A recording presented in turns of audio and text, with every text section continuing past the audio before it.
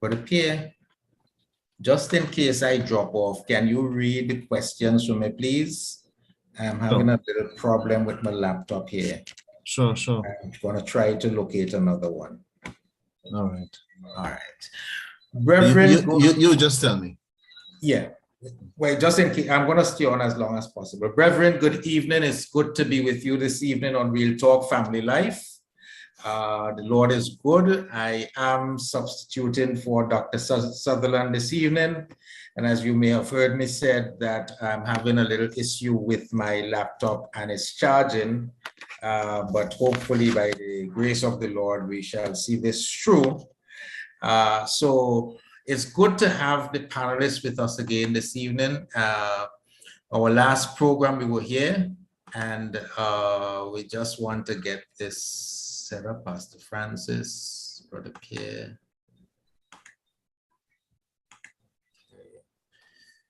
So let me just ask the panelists to introduce themselves again this evening for you. And as they do, we are going to get ready to take the questions this evening and get going. Amen. Amen. All right. If I should open the bowling, my name is Arthur Pierre, and I am from Grenada, beautiful Spice Isle of Grenada. All right. Happy to be here. Hi, I'm Seneca King, originally from Barbados. I now live in Boston, USA. And I'm an educator for many years, and I'm happy to be here as well. Okay, and I think I missed Pastor Francis. Seemingly his line dropped, but Pastor Francis will be joining us just now. No, he's there. All right. So I'll get him, as soon as his video is turned on, I'll get him to be spotlighted. Reverend, welcome again to the program. And it's good I think he's on. I think he's on now. Okay, great. I'm on now? Yes, you are. Okay, sorry about that. It's good. It's technology. Yeah. Okay, so there we go. All right, so it's good to be with you. The last program, we were speaking about preparing the child for adulthood. It was so interesting. These gentlemen presented such a wealth of information. We decided that we will continue the subject this evening. And so we are happy to have you to join us. Just to remind you that you can ask your questions by you putting them in the chat. We will see them and we will respond to them and get them going. So let me start the questions because we have a long session this evening with information for you in helping that teenager to become an adult. So in our last discussion, we spoke at length about the modeling, mentoring, and motivating roles that parents and adults must play to groom a child for adulthood. This evening, we would like to focus on the adolescent in 10 to 19 years who may not have had the proper training or mentoring during childhood. Can you describe some of the challenges that parents and adults can face when dealing with adolescents who have not been prepared for this period of their lives? We're going to start with Brother P. Want to get your take on everybody to give your take on this one, please. So anybody can go first. Okay, let me come in here. I'm having a little technical problem, so if I drop off, I'll just come in again. Let me start by asking your permission, Pastor Henry, if I could add another word. You said challenges posed by adolescents who have not been prepared for the adulthood. Can I add another C word, challenges and consequences? Because there are some consequences that both the adolescent and the parents will face as a result of not properly preparing the child. I just want to give a few here, and then I will take just a brief moment to give a true story. Can I do that? Sure. Okay, I just randomly speaking on some of the challenges. We have things like teenage pregnancy, drop out of school. That means they will be robbed of a sound education, becoming disrespectful to both parents and elders, can enter into a life of drugs. But this is the main one I want to focus on. Engaging, that is the adolescent, in antisocial behavior that is beyond parental control. And as a result, the state has to step in by taking legal action, and sometimes both against the child and the parents, because in some jurisdiction, they are calling for the parents to be held responsible for the delinquent behavior of the juvenile. And so I want to invite the viewing audience to come with me as I offer them a front row seat as I tell a true story. Tomorrow, please the Lord, God, well, I say tomorrow, please the Lord, so that means God's willing. I have a virtual meeting with a prisoner who is serving lifetime imprisonment. And I will tell you how that prisoner came into our life. When I say our life, I'm talking about my wife and myself, and partially the church we do pastor. He came into our life when I was a chaplain to a condemned prisoner. So he was condemned to die, to be executed by the state, and I was assigned to him as a chaplain. And it was while in discussion with him, as I would visit him, he asked me if we could go and look for a young guy. He was a juvenile, and he was housed at the YTC. So those who are following us international, the YTC is the Youth Training Center where they house juvenile. And we took up the challenge, my wife and I, and it was a sad story. When you listen to him, it almost brought tears to your eyes, what he went through, having anybody in his life to mentor him, to give him a good model, to motivate him. He entered into a life of crime as a juvenile, and he was in the YTC.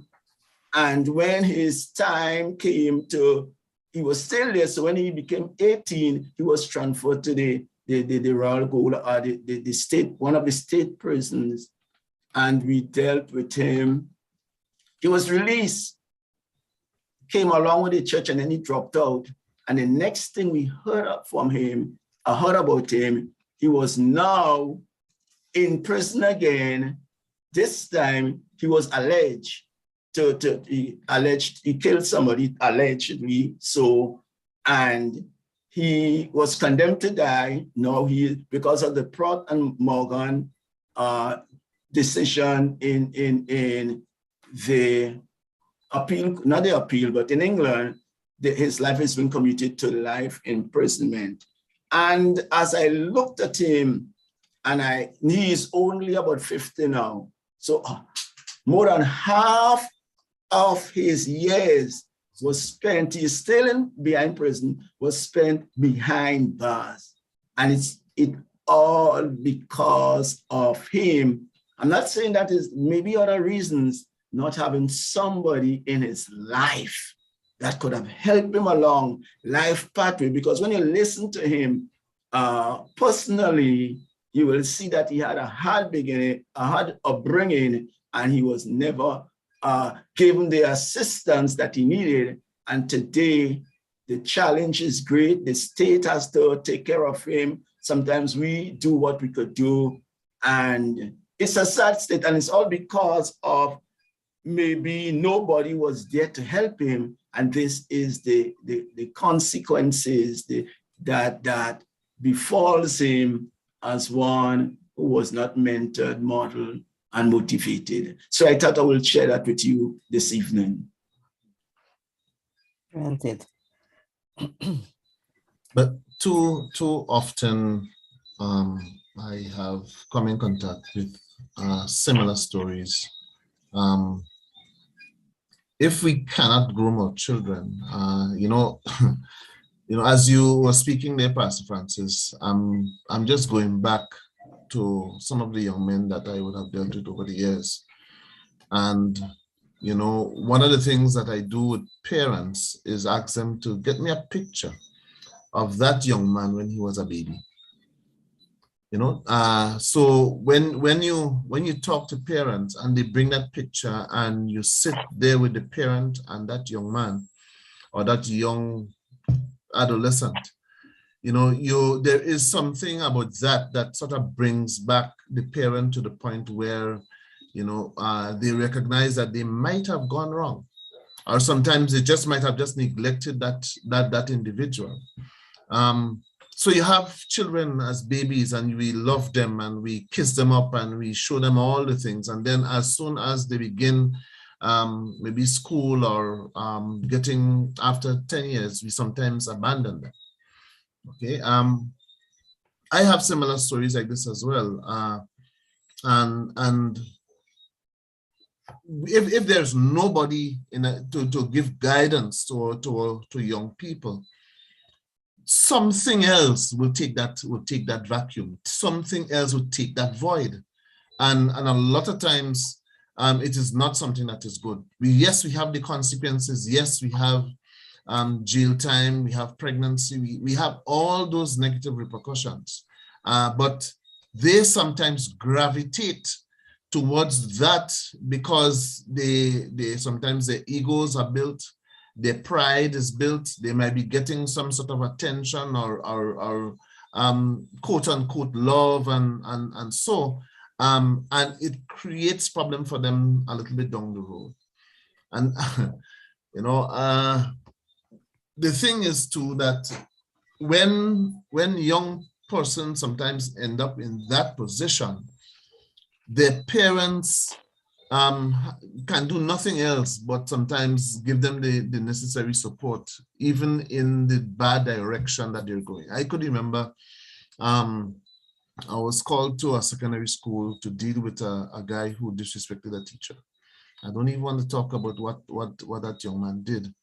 And he left the school compound. So luckily his mother was in the same village where I live. So I decided I would go and have a conversation with the mother, because young men in my village, I supposed to be able to do something, to sort of bring them back. And when I went to the mother, she was outside in the yard. I drove up, said good afternoon and all of that. And she was very respectful, all right? And then I began to tell her what happened as was relayed to me by the teacher and the principal of the school. And that I was shocked, because the response I got from her basically said, look, I don't want to hear nothing about that. My son is my son. And that sort of negative feedback. And she actually gave me some expletives and sent me packing. All right. Unfortunately for both of them, it was about 2 or 3 months after he was arrested and charged, and he's still in prison. Okay. And she just can't face me for a number of years. She just cannot face me. I went to prison. Walking through with the prison officers, going to do some work with some other men. He called me out. And he said, Mr. Pierre, you are the only one that ever challenged me to do something good. He said, I'm not happy where I am, but I could remember your voice in my head telling me this, that, or the other, trying to direct me into a better path. Too often, we feel that we should not correct, even at that age, even though they did not get some of the correction growing up. We feel that we should not correct, but we just must say a good word so that they could listen and they could begin the stage of change, that contemplative stage of trying to turn their lives around. Mhm. I agree with both of the preceding panelists that when the home fails the child, there are many dire consequences that can follow, results and consequences, some of which Pastor Francis mentioned. But I want us to go back a little bit and understand that I think the way society has been designed, the home should be the first educator of the children, right? And the first models and so on should come from the home. And we hope that if the home fails, the school will pick up the slack. Mm-hmm. And we also hope that if both home and school fail, the church will pick up the slack. So I want us to think of it this way. In this three-tier plan, somebody has to be there to catch that adolescent. And if the three catchment areas, if the three institutions that I just outlined, home, school, and church, fail, there'll be other, not necessarily institutions, but other influencers that will influence those children, those adolescents. And I think that's why you see that gangs are very popular among adolescents who have been failed by the home and the school and perhaps even the church. But we have to be hopeful that there'll be some divine intervention, as Pastor Francis was able to intervene in the life of that young man who's still in prison. And as Mr. Peer tried to intervene in the life of the other young guy who is also now in prison. We would hope that somewhere along the line, that beyond the gangs and beyond the negative influences, that, you know, the church or some Christ-like person will be able to influence the adolescent in the right direction. I also want to point out something. We have to remember that today's adolescents are born to Generation Z, as they call it, or they're called Generation Z. And Generation Z are supposed to be the more educated of the generations. If you go back from the boomers and the busters to the millennials to Generation Z, these are the ones who, it is believed, benefit from education the most. They're the most highly educated group of adolescents. They do not know a life without technology when you think about it. They've come along having their smartphones and their smart everything. They're supposed to be the group that will be more ethnically and racially diverse. They don't look at racism in the way that the boomers and busters and the older generations looked at the racial divide. They are exposed to a lot of social media. And along with the social media comes the violence that they absorb a lot in the social media and the socio-political pressures that they are exposed to. So in spite of all the pluses that today's adolescents have in having more access to education and more access to positive social influences, they're also characterized as being the most depressed generation. And hopefully then we are praying that the church or somebody will be able to, some positive influence will be able to intervene and catch those who have not had the most positive role models in their lives. And going back to your story, Pastor Francis, well, no, I think it was your story, Mr. Pierre. That mother who kind of gave you the shrug off, I believe that she probably felt inept. She probably didn't know how to handle. And usually when people don't know how to handle a problem, they'll come across as aggressive or as if they don't care. But it is just a cry for help because they don't know how. And again, this is where we hope the school and church could come in and help those individuals, because the parents are, feeling helpless. If I may, Mm-hmm. I do agree with what you say. Because trust me, I know that she needed the help. Mm-hmm.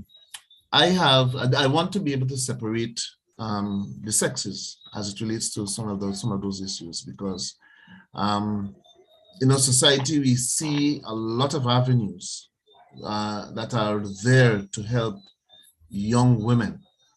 Okay, dealing with a young man who is a deviant, really. There seem not to be some of those soft approach avenues to be able to deal with him. Indeed, what you would find is that he might be arrested, he might be charged, he might be, put through the mill in some juvenile center and so on. Even when he's there, the approach to dealing with his situation sometimes is not a calm one.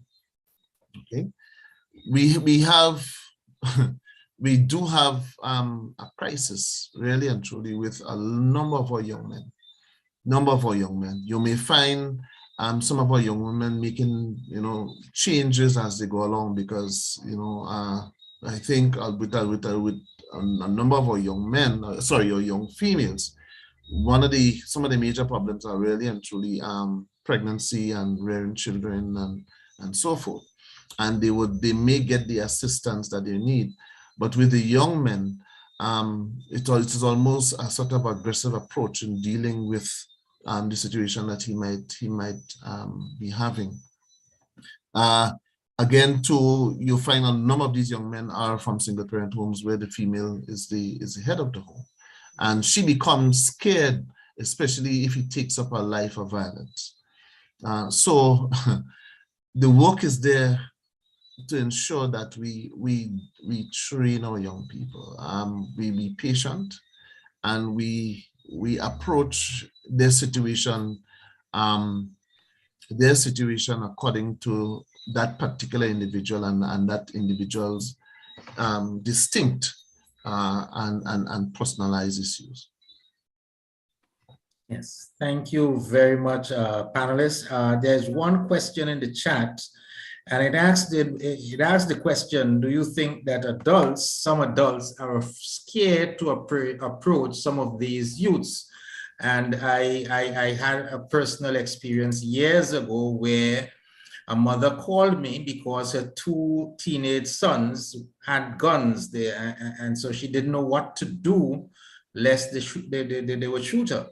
And so what do you do in situations like these when the child has gotten into the gang? How do you, what sort of intervention do you have? So just take a 2 minutes there and a few minutes and answer this, and then we move to the next question. Anybody? Okay, let me jump in here quick. Yes, Pastor Henry, some parents are afraid because of the nature of the child, but others, they are not afraid, but as Sister King rightly says, they don't know what to do. So they just let it rolls as it was rolling. So sometimes it's not only the fear or the child might become violent, but it's because they don't know how to handle it. And that is where outside intervention is needed. And this is where I think it's very silly on our part as parents to allow things to go astray when we could get help from outside, because it will put us in a bad light. Okay, that's my contribution to that. Because Anybody else? I quite agree with you. But I think also, Pastor Francis, many of them don't even know that the resources are available to them.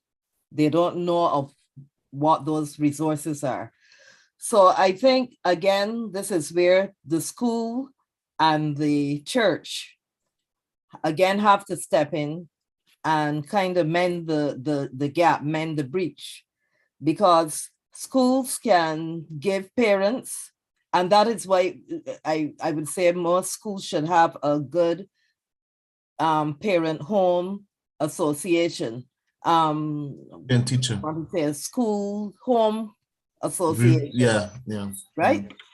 And because schools can provide a lot of those resources to parents, they can put parents in touch with the right institutions, the right resources that can help them to help their child, so that the problem doesn't mushroom all the way into the child becoming a prisoner because of their behavior, their downward trending behavior.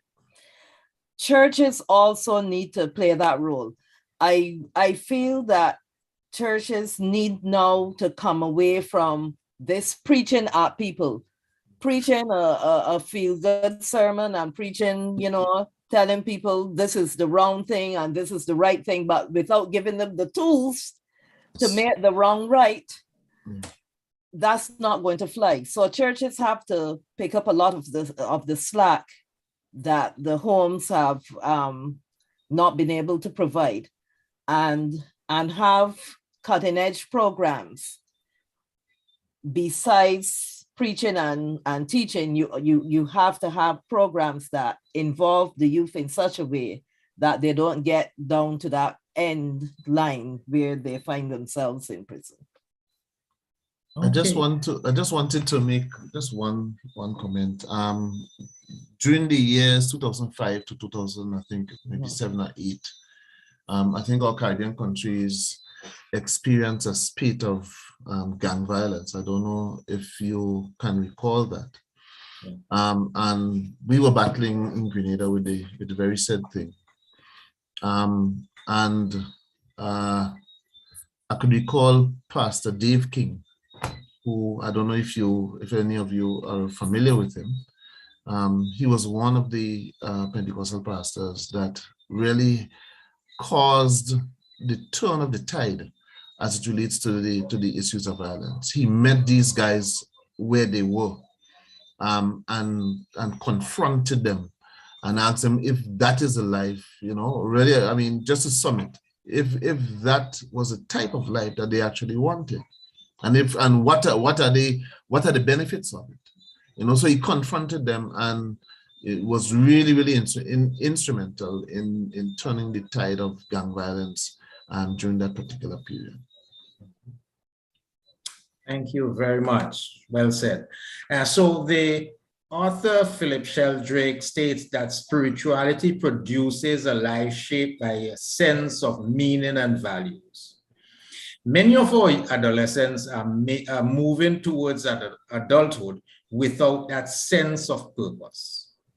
What can you say to parents that would help them to help their young people to discover that spiritual side of their lives? Or talk to the parents so the parents can talk to the children.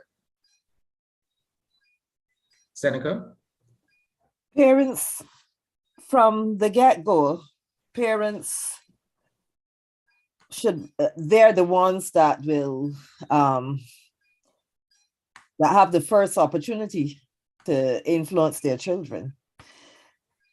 So if parents themselves don't have a vision of their own or sense of their own spirituality, it is impossible to pass on that which you don't have. So the first and foremost thing then I would say to parents is that you need to have a sense of your own spirituality. You need to have that personal connection with God, however you perceive God to be. I mean, I say that kind of loosely because coming from a Christian perspective, I would say you need to have that personal relationship with Jesus Christ. But for some of you, your religion may not be Christian, but whatever that central person in your religion is, that God that you have met for yourself, you have to have a personal relationship and a practical relationship that works so that you can pass those same thoughts on to and practices on to your children. So that's the first thing I would say. Parents need to have a keen awareness of their own spirituality. And then there are practical ways that they can pass on that in the way they're taught to the child, in the way they model the practices of the home. For example, do you pray with your children? Do you have worship with them, in the morning? Do you have prayer at night? Do you practice living with a sense of integrity yourself? Because children value what they see and what they hear. And perhaps they value even more so what they hear than what they see. So in your own practice in interacting with your children, do you do the right thing? Because if you do, I can guarantee you that they're going to mirror that. And often parents can tell you about things that they didn't even know the child was watching about them and internalizing in their day-to-day interactions. And suddenly, even a little child will come out at some point and say, but mommy, you said so and so and so, how come you're doing XYZ now? Because children do look at their parents. So the parents, in a nutshell, parents have to have a sense of spirituality if they're going to pass that on to their children. If I should come in here, one of my concerns as it relates to the parents and spirituality, yes, we agree with that. It's vital, but I'm very concerned about the double standard the parents are portrayed. And that is more damning to the child than what we tell the child, because we say one thing and our behavior, our conduct, our lifestyle is contrary to what we are telling the child. And most likely, in maybe 99.9% of the time, the child gravitate to what they see and not what they are told. Case in point, quick here. Now, little boy, he was about 5 years old, and he complained after he got bigger, he became very, very, very rebellious. They brought him to different counselors, and no one knew why he was behaving so rebellious until he finally broke down. And he told the counselor that when he was 5 years old, when his father left for work, mommy used to have a gentleman come in the house. They will sit in the gallery, and then after a time, they would disappear somewhere in the house. We want to keep it clean. The child didn't know what was happening. He couldn't comprehend that at that age. But then as he grew and he put one and one together, and he realized that in his count, 1 and 1 wasn't 2. It was smelling fishy. Then he realized mommy had this guy coming to meet her in the house while she was married when the father would go to work. And this is what caused this guy to be rebellious. He just wanted to express himself and get back at that mother for what she was doing. So we must be careful that what we say must correspond with our behavior. Because remember, we are looking at the 3 M's: model, a mentor, coach, and motivate. And most of the times in the modeling is what they see, they will gravitate to. Correct. Okay. Well, I think Pastor Francis summed up exactly some of the things I was going to say. With the exception of if parents have a change or made the change in their life and their children are grown, you will have to do a sit down and an introspection of both yourself and an apology to the child in terms of the values that you might have imparted by your actions.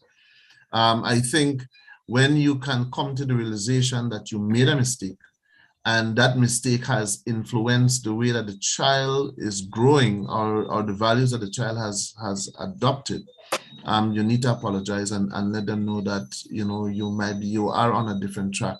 And, you know, this is certainly would be more beneficial for yourself as an individual and for the child. Yeah, there's a question in the chat, and I think that you gentlemen answered it very well. Is there an association between what we call one's spirituality and one's guiding values? And I think you answered that clearly, that when we're talking about spirituality, we are talking about those core values that will drive a person's life. So that answered, thank you very much. There's another question here. I think that we have to meet parents where they are at first, because what they're looking for is to know that someone cares. It's challenging for parents, as sometimes they have a lot on their plate and they have to contend with that, that they have to contend with. They are not aware at times that children follow what they see rather than what they hear. And so that is true also, that parents do have a lot on their plate. And if I get a say in this, anybody who is planning parenting, you'll work for the government 8 hours a day. If you're planning parenting and you're planning to become a parent, be prepared to work for 24, sometimes 26 hours a day. Yes. I just want to make a comment. Too often I see parents, when they are frustrated with their children, leave it up to the police officers to assist. It's something that I've always talked against. Don't tell a child that you're fed up with him or you're fed up with her, that you don't want him or you don't want her, and then you just call the police to come and intervene.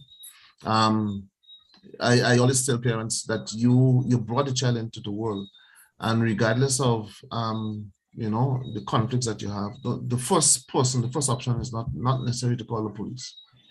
And too often I've seen that in my years of dealing with young people, and that when that is done, there seems to be almost a callousness that is developed into the mind of that young child that says, look, I am so outrageous that the state has to intervene with the law, with the enforcers of the law, to deal with my behavior, and they sometimes wear that as a badge of honor.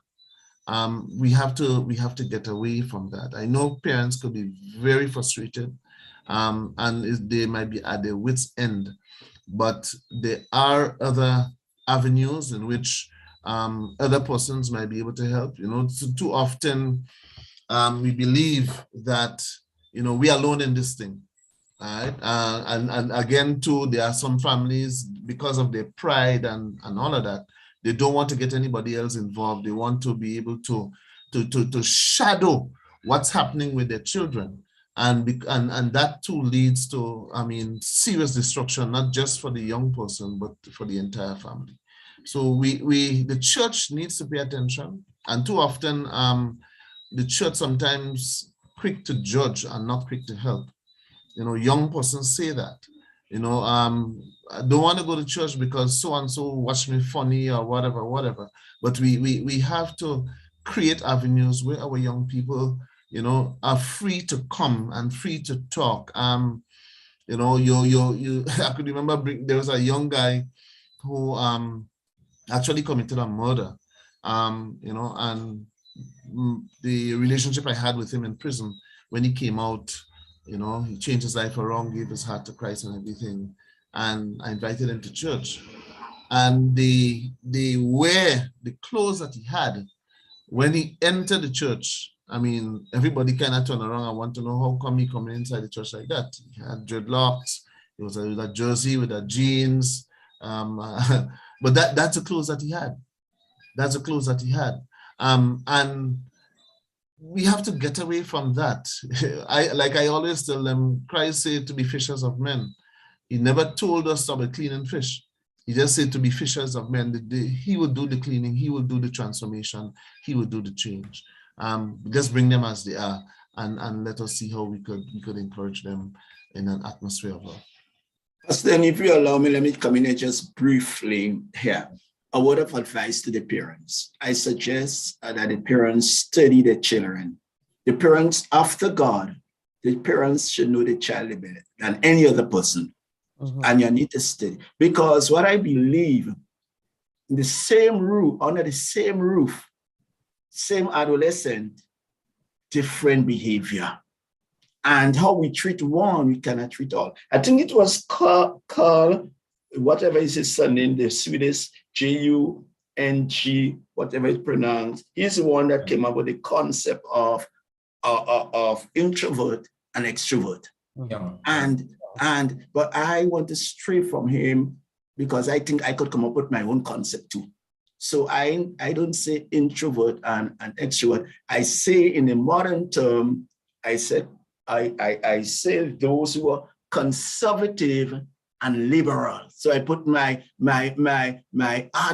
adolescent in two groups, the conservative and the liberal. How I, as a parent, deal with the conservative, I cannot deal with the liberal that way. And sometimes this is what we do. I firmly believe that there are principles that work across the board, but I believe there are things that are tailor-made to fit this one. And sometimes what we want to do, we sew one suit of clothes and we want to put everybody in that clothes, and they cannot fit so. And that is some of the problems we get as a result of not studying and knowing our children. Yeah. That is what we would call, Pastor Francis, differentiating instruction. Yes. You tailor-make the instruction to suit the ability of the child. Okay, so I want to take you guys into a little different area with the adolescent, because especially I know all of you belong to the church, and the church usually gripes me badly when it comes to this particular subject. They complain about the pressure that university life places on Christian young people, to the point that they discourage. There's some churches that discourage, well, probably not now, but in my day, they discourage young people from going to university. And so, amid the pressure, shouldn't the church be doing more to prepare our youth to confound the halls of learning, just as Jesus did when he was only 12 years of age?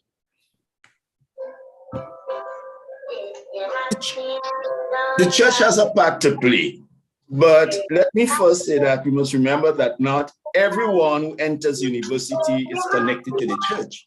But nevertheless, we should have some program that is set aside for those. Somebody, just a minute, Pastor Francis. Let me just try to mute this person that is. It's all because of generous people like you support Shriners House with your children every month. All you have to do is call the number on your screen or go online to loveshriners.org right now for a month gift. Because people like you. All right, good. Thank you. Go ahead, please, Pastor Francis. Oh, no, sorry. You need to unmute Pastor Francis. Okay, you're hearing me? Yes. Okay, so let me go back from the beginning of my comment. I don't know where I lost you or where you lost me. So let me just go back very briefly. I say we must remember that not everyone who enters university is connected to a church. Nevertheless, there should be things put in place for those who are not connected to a church. Personally, and I personally believe that the church has a part to play in every area of a child's development, that the child can function adequately in any jurisdiction. And so the church must play a part in developing the child to function adequately, efficiently, effectively in any jurisdiction that that child finds himself. Here are some of the things that the church can do, and some churches have been doing it. The church must teach the young person how to navigate the world of university, where there is a measure of freedom without the direct supervision of the parents. I'll just give about two and I'll let somebody else come in. Like the home, the church can help in teaching the child how to handle pressure and understanding the values of life. Example, Pastor Henry Pett, thinking like that. At 12 years old, Jesus knew the value of his life.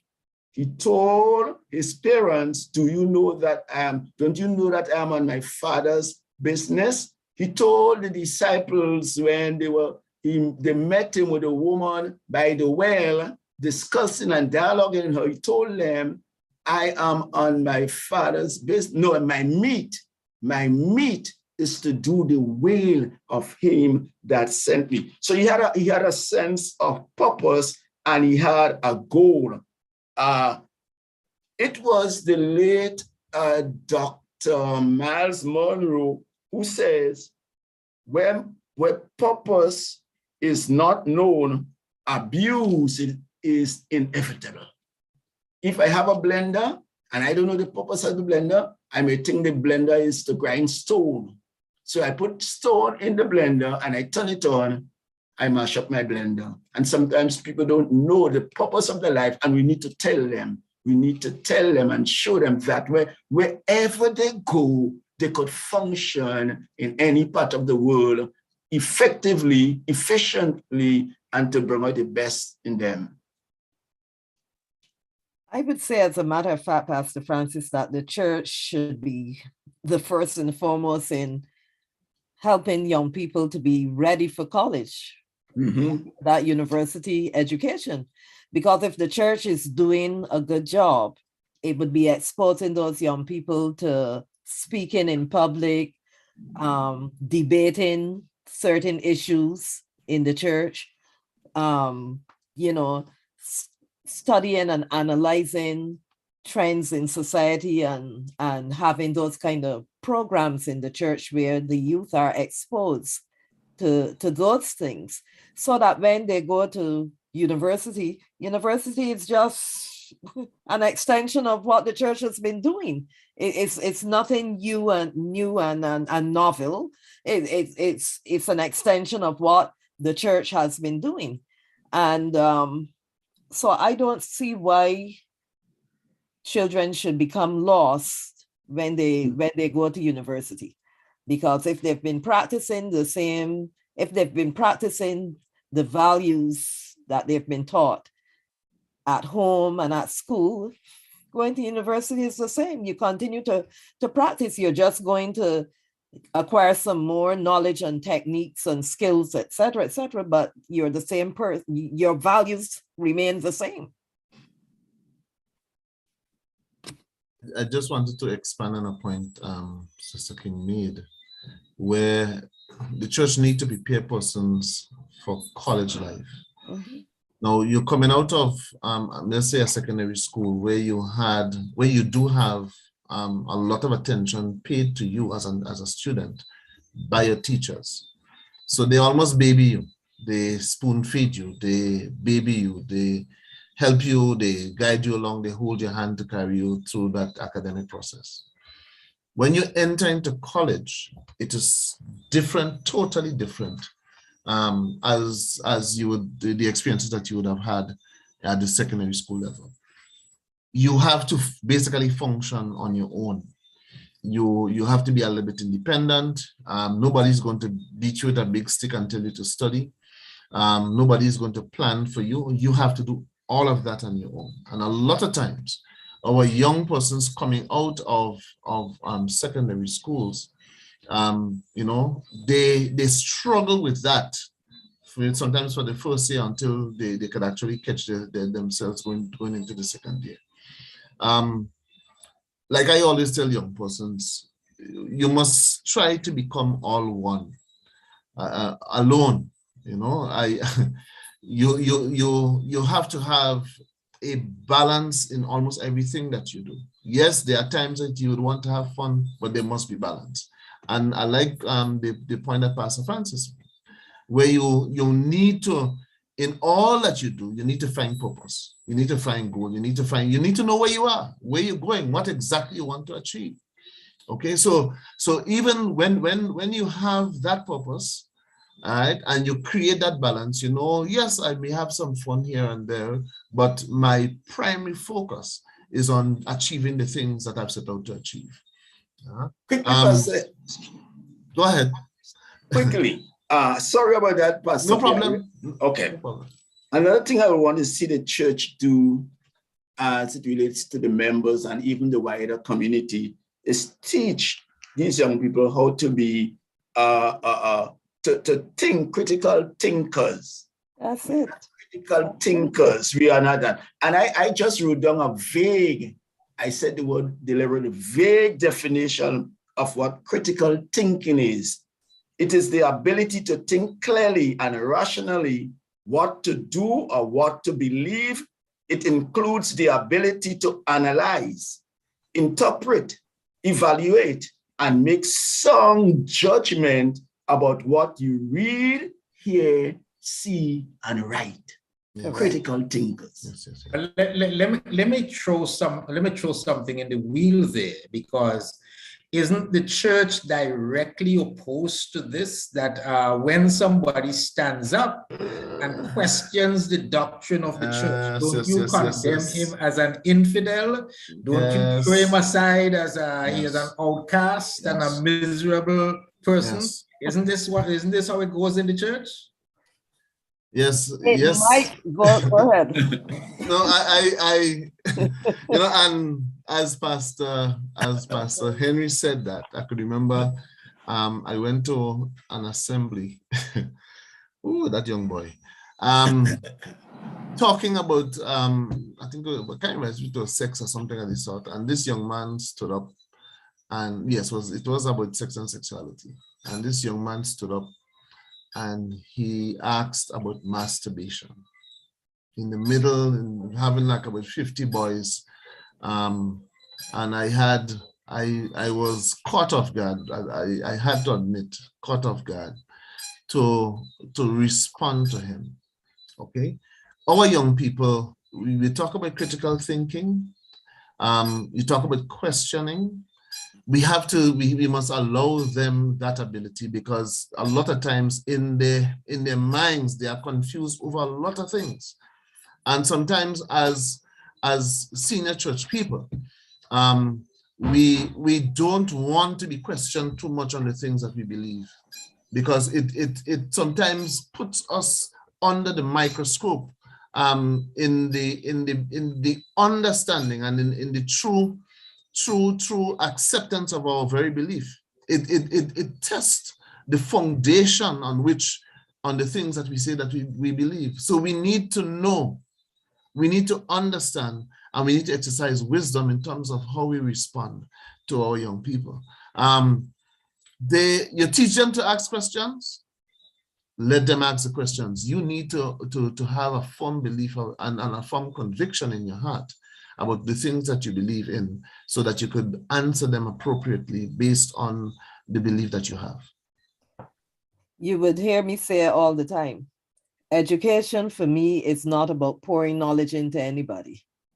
Education is teaching you to ask those critical questions of life and expect answers. And those who are educators need to be prepared to to give answers, and the answers need not agree with what the young person is asking or saying, but you just give them another perspective, another pair of lens through which they can view what they're asking and what they're seeking. And it doesn't have to be any heated arguments. And I thank God that I grew up in a church where we would debate anything from A to Z. And the older people in that church didn't seem to mind. And, they would tell us what they think. And, they would always bring you back to that spiritual grounding. But this is what the Bible says. Yes, they would tell you that, but they allowed you to air your views and to ask your questions. And that's why I'm saying that churches have to be prepared to let this happen within the walls of their institutions. And they should actually be designing programs for these things to take place. So like your youth programs should be about, having different teams debate, research, and debate certain issues and certain topics, because that may be the only forum that some young people get to know in the right way about the finer things of life, the sexuality, the financial side of life, and the social, the marital, all those different strands of life. The church has to facilitate those programs, and churches also need to think about having programs where youth who cannot afford to access after school lessons and so on their own. Their parents don't have the resources for that. The church needs to step into the gap and provide, because churches have talented and educated people inside of them. So why not, create a platform, a forum where these sorts of things can be facilitated. Church is not only about the spiritual. Okay, so let me share some of the things. I came into the church in the 60s, 18 years of age, right? So I'm pastoring the same church that I came into then. And as a 18-year-old, I'm told, as a young man, you're not supposed to be talking to the girls on the outside of the church. It doesn't look good. It doesn't look right that the boys are talking to the girls. So we came into the church and we decided we'd sit down in the church and talk. And while we are there, the older women, they would be peeping and making sure. And being the old rebel, hardly saved as I was, I went to one of the elderly sisters and I asked her, what do you expect us to be doing in the church? And that was rude. That was out of place. But to me, that is critical thinking. That is putting the mind, in a place where you need to really reason. What do you expect the young people to be doing in the church? When I became a pastor, somebody said, oh, I saw this brother and sister on the beach. You mean in a beach house, in a room by themselves? No, on the beach. So what do you want me to do? What do you expect them to do on a beach by themselves with everybody? And that's how sometimes we are so narrow in our thinking that we lose our young people, because they're thinking out the box. They're thinking differently to us. And so thank you very much. Thank you. Let me read some questions in the chat and I'll probably come back to it. So the first one, it says that,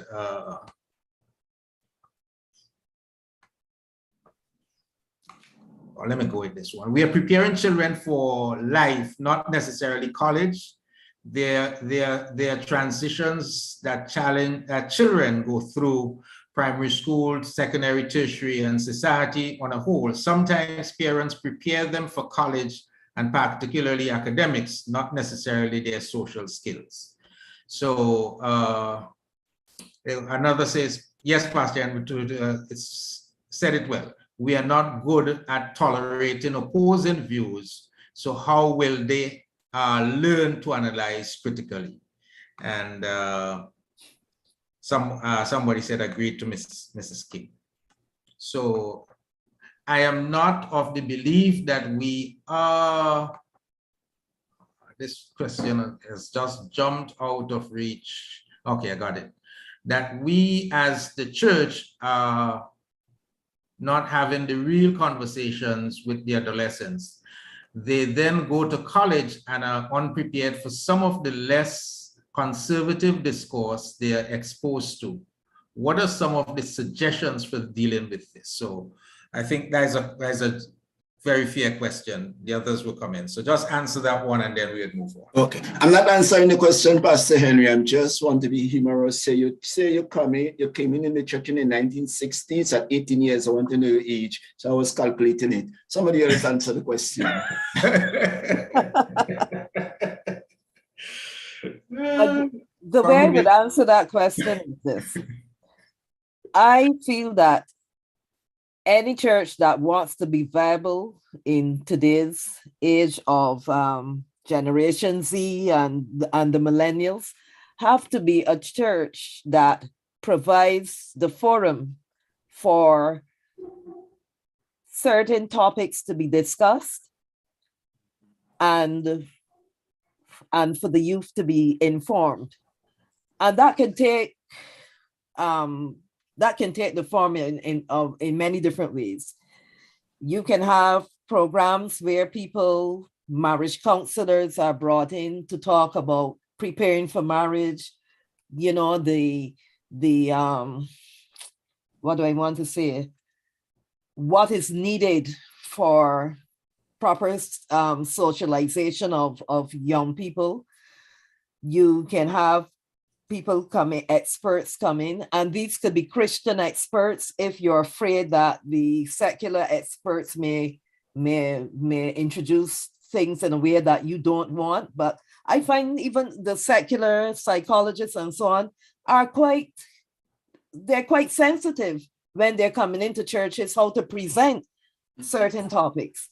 But the church should have a platform for having these kind of programs, like how you're having Real Talk Family Life now. You can have similar programs in the church on Saturday nights, Friday nights, whatever night you have for your youth night. You bring in people with different expertise and you have them, have these talks with adolescents.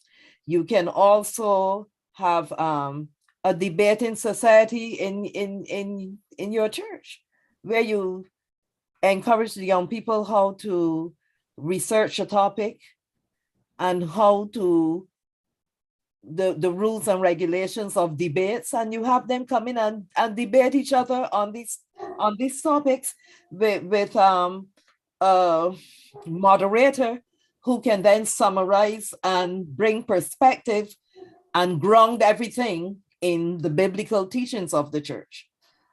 So I find that there's a lot the church can do. I believe in churches running after school programs for children, and the shepherdess clubs or whatever you call them, where the pastors' wives and the elders' wives instruct young women about the graces of dressing modestly and still with flair and all those things.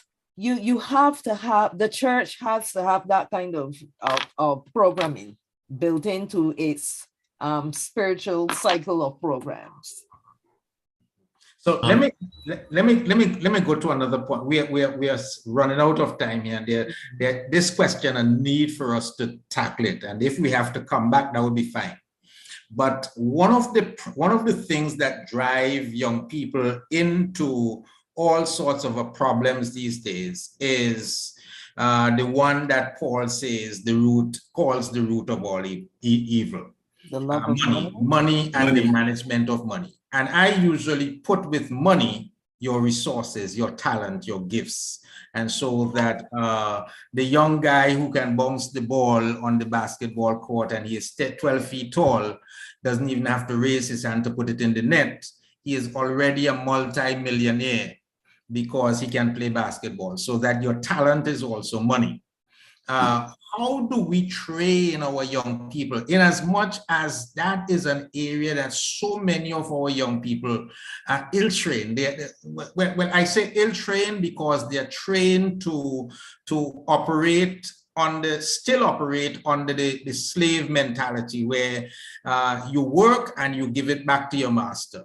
You work, you give it back to your master. And by that I mean, you spend more of it on consumables, you're not understanding the value of wealth and being good stewards of what God has given to you. How do we train the youths to do that? Go ahead, Sister King. Again, it comes back to families training children and churches training children. And with the advent of media, the Generation Z are very media prone, tech prone. There are lots of programs that you can point them to out there to get help. And maybe what families can do is take on some of these programs together as a family. So let me give you a practical example. Sometimes my church runs a program called Financial Peace University. And this was developed by a guy called Dave Ramsey. He's one of the evangelical ministers in one of the evangelical churches. But he has developed an excellent program called Financial Peace University. I first learned of him when I was listening to the radio. I was driving and listening to my radio to and from work. And certain things that this guy said caught my attention. And I looked into the program more, and eventually I got training in the program, so I can now run that program for my church. And what it does, it teaches young people how to manage money, how to make a budget, how to save money, how to pay off your credit cards, and how to have only one credit card. That it makes sense to just have one credit card, and how to find the best credit card for your purpose. And because of listening to that program and then receiving the training from that program, I was able to pay off all my debts in a certain given number of months and years. And as I told somebody recently, I'm about to finish my doctoral program in another few months. When I am finished with that program, I will not owe the university one penny. And it's all because of how I learned to manage money from listening to that program. And it's a program that I would highly recommend for churches to run this program. There was a second program, you're talking about the younger adolescent, like your 10 to 15-year-old. There was another program by another minister called, he was Larry Burkett, and it was called the Children's Giving Bank. Again, it taught parents how to help teach their children to manage money from early. And, to get one of the actual tools, the Giving Bank, because Larry Burkett died a few years ago, the Giving Bank is like an antique. You would have to pay a lot of money to find one. But the principles can still be taught without the actual bank to put in. Because what the parent can do is have, 3 piggy banks or 3 glass jars, and you tell the child, okay, every month when you get your pocket money, I want you to learn to give tithes and offerings. So that's one section of the Giving Bank. So that's one model. And you teach them how to put the money in there. But if you are not a tithe and offering payer yourself as a Christian, as a parent, you're hardly going to be able to pass on that to your children. So you have to learn that for yourself, first of all. And then you can have another bottle or piggy bank for savings.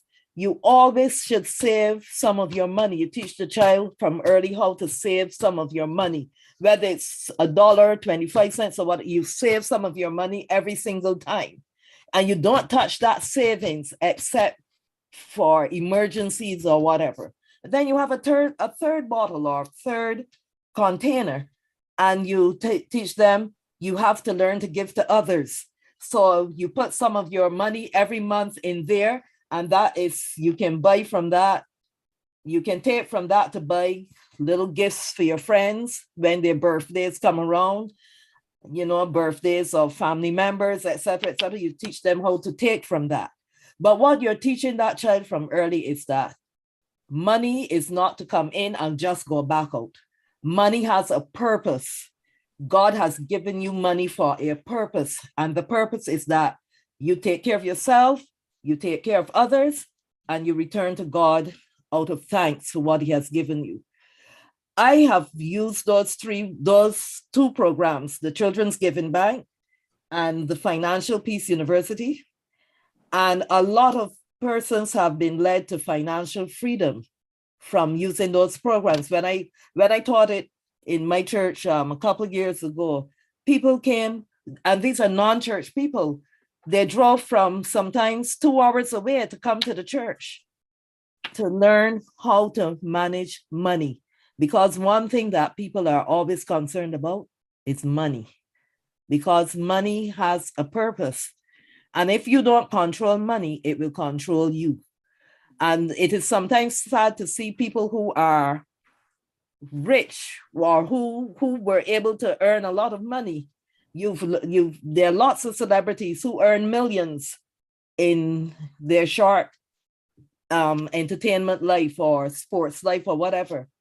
And some of them still end up as paupers, and some of them have to be bailed out of trouble by their friends because they did not learn how to manage money.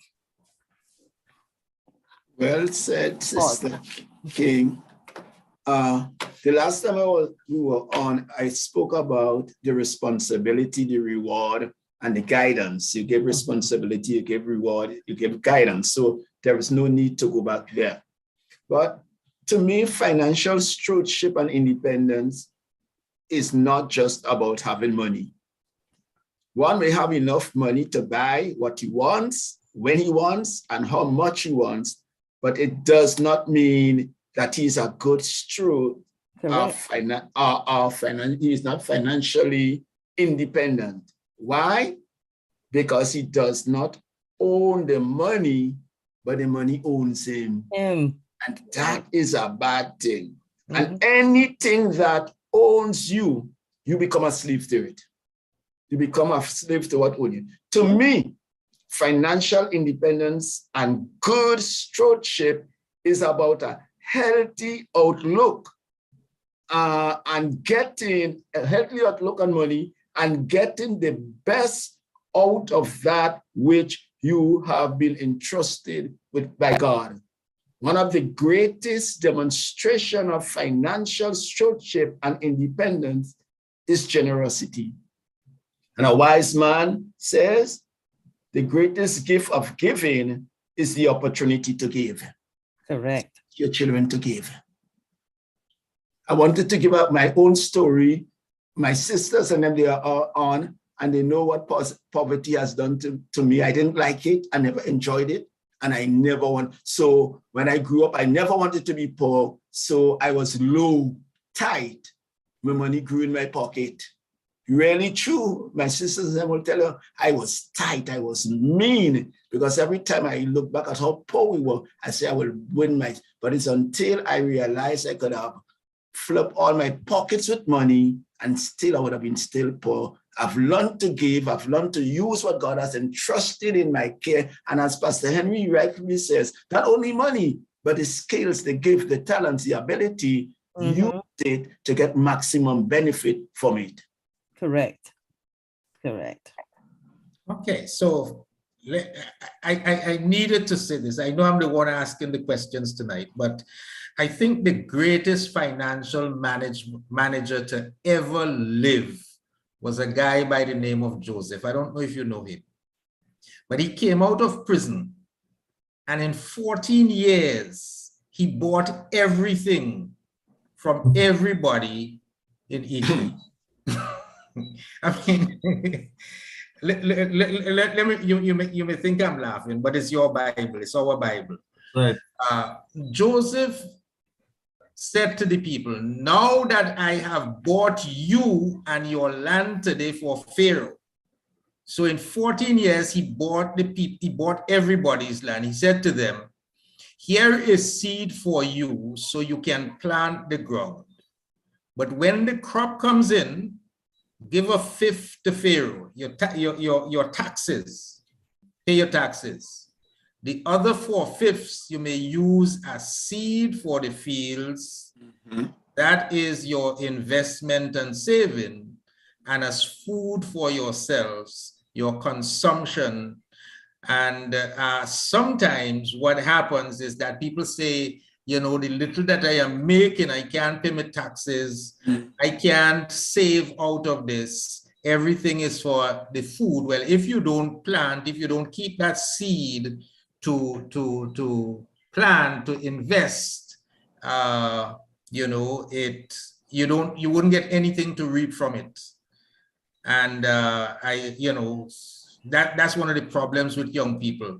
And so you take the young guy and you carry him and you say, all right, I want to buy a pair of sneakers for you because you're going back out to school, your parents can, and he's carrying you to the shelf that has the highest price, the biggest brand, thinking that is going to make him better and more likable in the school. And so poor teaching. Take the cheapest pair of sneakers. You understand? When you go to the States, I usually say, go to the dollar store and buy the deodorant and what have you, if that's what you can afford.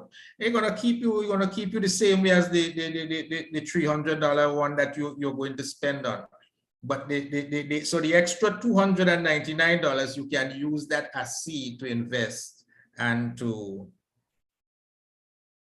you know, to cause it to grow. All right. So stewardship. I'm down to the last few minutes, and the last question here. You know, I lost stewardship, and I'm sorry I got in there. That's because probably I spent all my years into finances. So the last question here, brethren, what does the ideal youth looks like as he or she steps into adulthood? Your ideal youth. What does that ideal youth looks like? Your okay. Okay. No, the truth is I don't know. We're talking, it's not, we create a question, but I don't know if there is an ideal person. But let me give you a definition of what ideal means. The last time I heard about ideal, this is just a little joke. This woman was having some problem in her marriage, so she went to the counselor.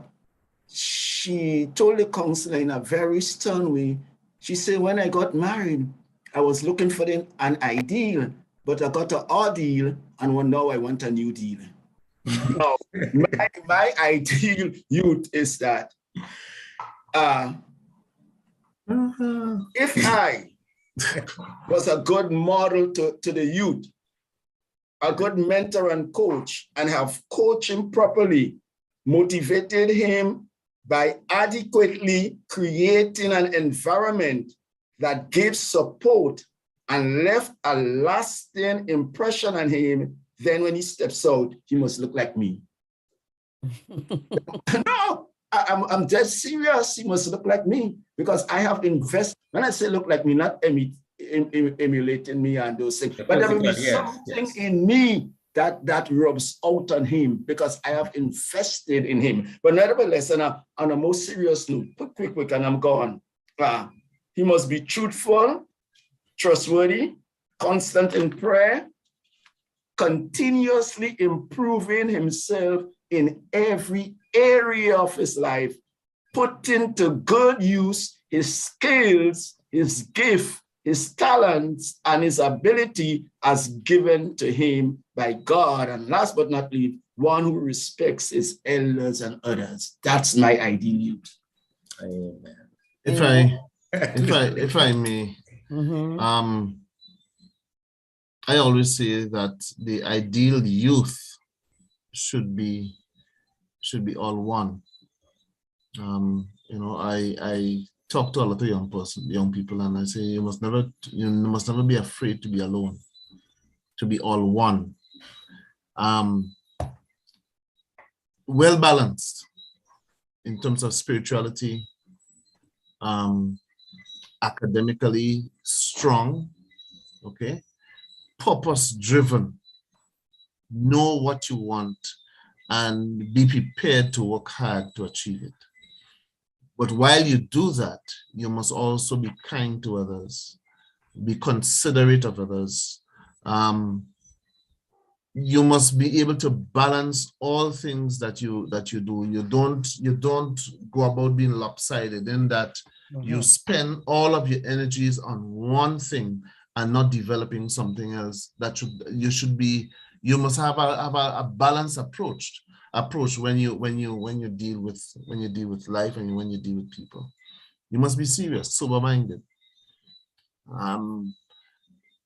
You must be willing, quick to listen, and slow to speak. All right. Too often we lose a lot just by not listening. All right.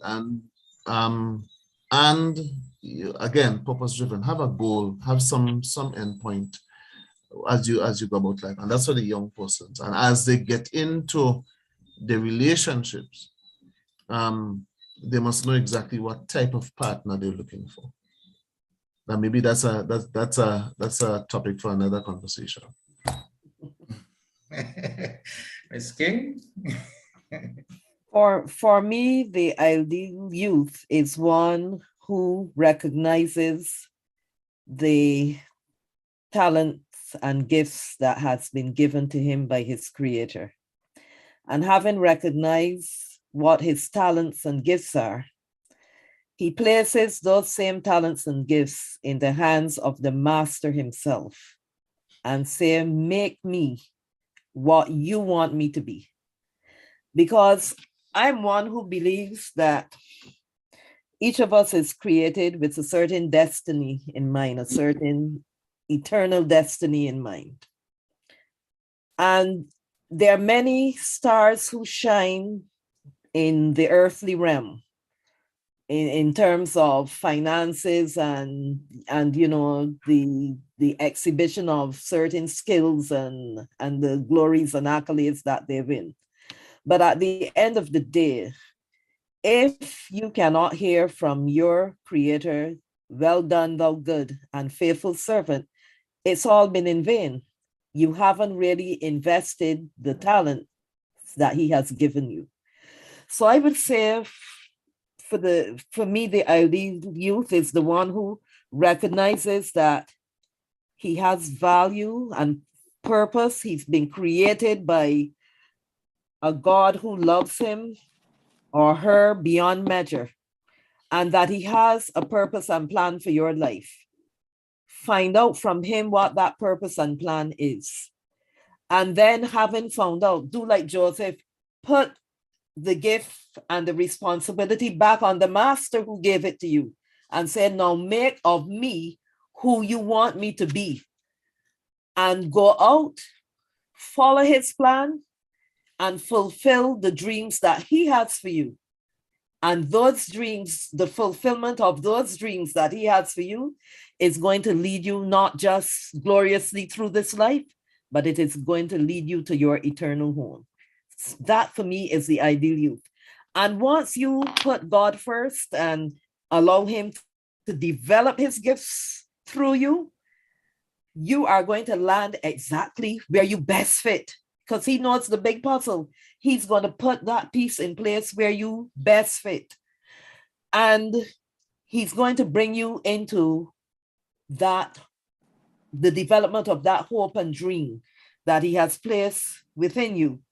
And you're going to have the integrity, you're going to have the the generosity, and all those nice gifts that you heard us describe this evening, they're going to come along with the gift as long as you are walking in the master's plan. That to me is the ideal youth. And I'm challenging any young person out there listening. Even at my age, I'm still trying to walk in the fulfillment of his plan. And I can tell you that I don't have any regrets up to this point. Thank you so very much. What a wonderful program. So let me tell you what I want you to do. If you know somebody, we send emails, what have you, we send to the chats, we inform you about the program.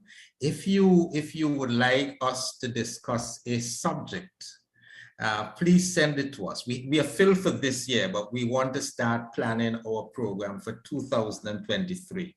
So if you have a subject that we would like to talk about, please send it to us. I am realizing every day that the home is becoming more fragile and we want to make it shatterproof. It was just recently a brother shared, I'm not sure if it's a joke or what, but he said to me, these two young people, they got married. And shortly after the young lady was back home, what's the problem? Well, my husband, he calls himself a Christian, but he only uses the 4-letter word every day. And the mother said, impossible. That man is too. Yes, mom. He constantly, every day, he only say wash, iron, and cook. That's something we need to look at. How do we deal with our women who are not going to listen to those 4-letter words? They're going to leave. They rather leave the marriage than listen to those 4-letter words. Brother Anthony, if I may, if anyone is interested in knowing the resources that I named this evening, like Financial Peace University, if you just drop Brother Anthony your email, I can forward the information to him. And again, I will tell you, it's a very practical, it's an excellent program for young people to know, and even the parents to know.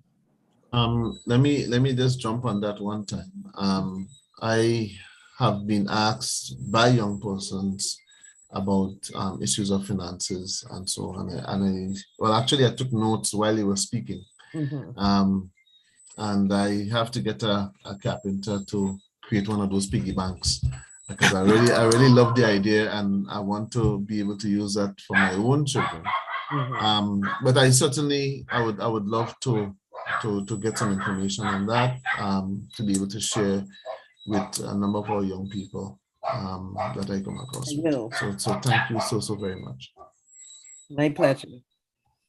Okay, and my final thought this evening, and I'm going to just ask the panelists to take 1 minute and give their final thought, but my final thoughts is that the book is in Trinidad and it is in Barbados. It is entitled Ready for Love, How About Marriage?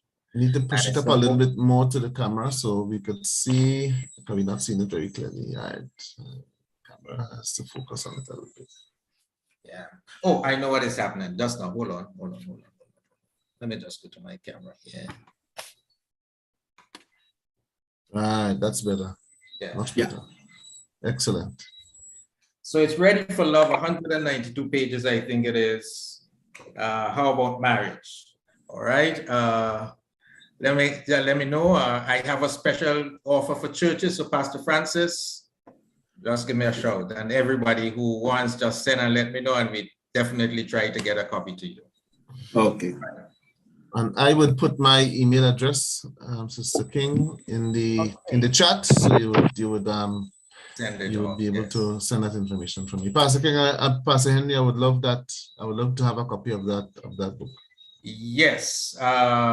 There's some guys, Grenadians guy by me. They are here for university, so I probably could mail you a copy. I'll mail you a copy. I won't keep you waiting until December. Okay, great. All right. Okay. All right. So your final thoughts, Reverend, and before you say goodnight to the folk. Well, if I should start, I would start with something negative and maybe end with something positive. Our young people are faced with an increasing set of challenges and obstacles and things that would capture their attention and their resources. As parents, as leaders, as Christians, we have to be, I'm getting some. Yeah. Somebody's dog. No, my dog. And that's faster. Right. I have somebody who is helping me there. I didn't want to. Okay. So we have to be able to impart information, knowledge. We have to, again, the issue of modeling and mentoring and teaching and encouraging and speaking life into the lives of our young people. We have to do that in a very open, in a very honest, in a very frank way.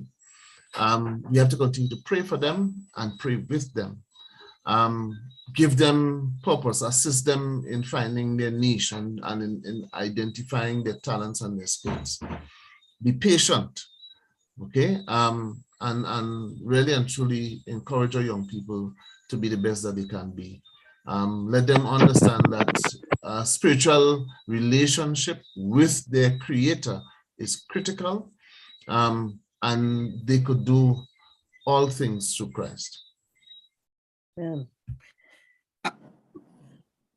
My final piece to everyone is don't let the devil overwhelm you about being a parent. You know, what's the guy's name? His name is not coming to me. It will come back to me, but he says all the time. He used to say when he was alive, it looks impossible until it is done. So parenting may look impossible because parenting is never done till perhaps the parent dies. But I will tell you, hang in there with your children. Try to model the best behavior that you can model in all things, spiritual, social, you know, mental. Try to be the best role model that you can be. And remember that there's a guide that the good master has given you. He's given you his word as a guide. You just need to put it into practical and relevant ways of interacting with your children. And for churches, I would implore the pastors to create programs that are relevant to young people's needs and give them those platforms and forums where they can be educated by experts who are also godly people. Because if we fail, if the home fails and the church fails, there are so many other influences out there that will succeed, but they will succeed in ruining our children. But we can prevent that by, you know, being busy about God's business in making the truth relevant to our adolescents. And remember that you were once an adolescent. Somebody invested time and worked with you to help you to get to where you are. So be generous in investing time with your youth. And you don't have to be a parent to invest time in helping young people. I love teaching young people. I have a great time teaching young people and interacting. And my colleagues always wonder, why do they come and they search you out? But it is because I genuinely love them and I show that in my interactions with them. So I can take the most aggressive child and in a few weeks I can have that child walking step by step alongside me and being willing to learn. But it is because I take time to care. I take time to love them and to let them know that they're special to me. You can do the same. And I leave with this statement taken from Dorothy and Rachel's book entitled Children Learn What They Live. This is what they say. I'm quoting her now. You can become the parent you have always wanted to become and raise the kind of children you can always be proud of, end quote. How do you achieve this? By being a good model, a good mentor and coach, and a good motivator, by creating an environment that gives support to your children. And we did not say much to the adolescent, but here is where I want to speak into the life of the adolescent. And the children in return must follow the instruction given to them. For the parent who fails to instruct his children wisely, and the children who fail to follow those instructions, both will one day live to regret it. But I firmly believe with all my heart that if we as parents play our role and the children accept and carry out their responsibilities, it will end well for all of us. Thank you, good night, and God bless you. Amen. And thank you, panelists Pierre, King, and Francis. The Lord bless you richly. In 2 weeks' time, we will be coming back with another program, and we will be looking at the whole idea of dealing with delinquency in our youth. And so it will be a sort of a continuation from where we have left off tonight. So plan to join us 2 weeks from now as we continue this discussion on Real Talk Family Life. Have a wonderful evening, and the Lord bless you. Amen. God bless. Okay, amen. God bless. Have a blessed one. God bless everybody. God bless. us. Yes, I tell yes. you, Have a God pleasant will night. contend with those who contend with our children. Amen. Yes, definitely. Amen. All right. I'm gone. Bye-bye, folks. Pleasant night. Pleasant night. Good night, everyone.